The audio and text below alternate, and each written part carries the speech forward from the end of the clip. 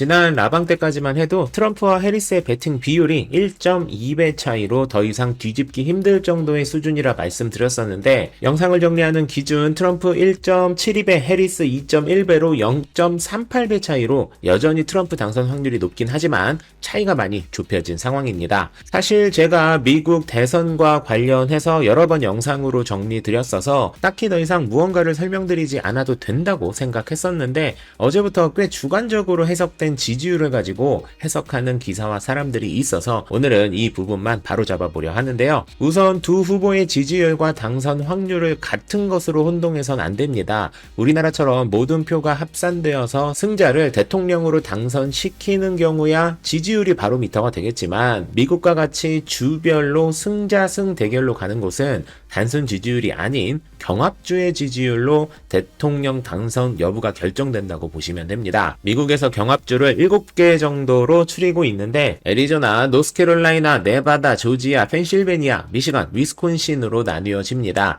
지금 보시는 이미지는 어제부터 SNS에 돌고 있는 경합주에서 해리스가 278, 트럼프가 241로 해리스가 유리하다는 내용이 많이 퍼지고 있습니다. 미국은 땅덩이도 넓고 인구도 우리나라보다 훨씬 많기 때문에 1000개가 넘는 여론조사 업체가 있는데, 그 중에 해리스에게 유리한 데이터를 모아서 공유하는 사람들이 꽤 많이 생겼더라고요. 여론조사의 정확도는 누구도 확신할 수 없지만, 가장 정확한 여론조사를 확인하는 확실한 방법은 지난 대선 때 실제 투표와 가장 가깝게 여론조사를 발표한 곳이 정확도가 가장 높다고 할 수 있는데, 지금 보시는 이 이미지는 지난 2020년 대선 당시 가장 정확한 여론조사를 발표했던 아틀라스 인텔의 데이터인데요. 이곳에서는 7개 경합주 모두 트럼프가 유리한 것으로 발표되었습니다. 지금 보시는 이미지의 왼쪽이 해리스가 유리하다고 발표된 곳이고, 오른쪽이 아틀라스 인텔이 발표한 것인데, 이렇게 보면 헷갈리니까 경합주 7개만 따로 떼서 보면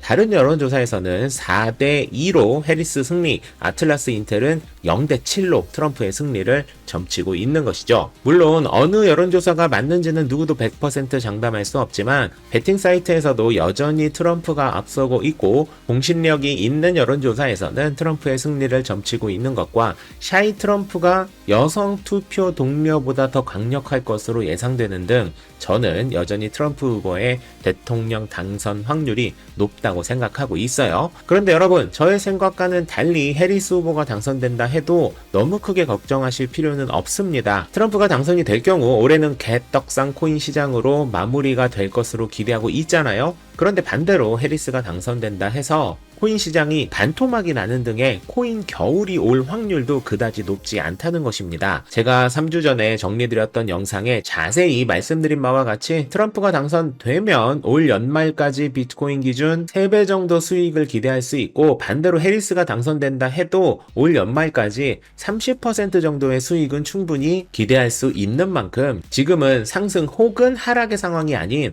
개떡상 혹은 조금 상승의 상당히 좋은 분위기라는 것을 다시 한번 말씀드리면서, 그래도 이왕이면 트럼프가 당선돼서 우리도 포르쉐 타고 다니는 날이 빨리 왔으면 좋겠다 라는 말씀을 드리며 오늘의 영상을 마무리하도록 하겠습니다. 만렙 여러분 모두 성투합시다.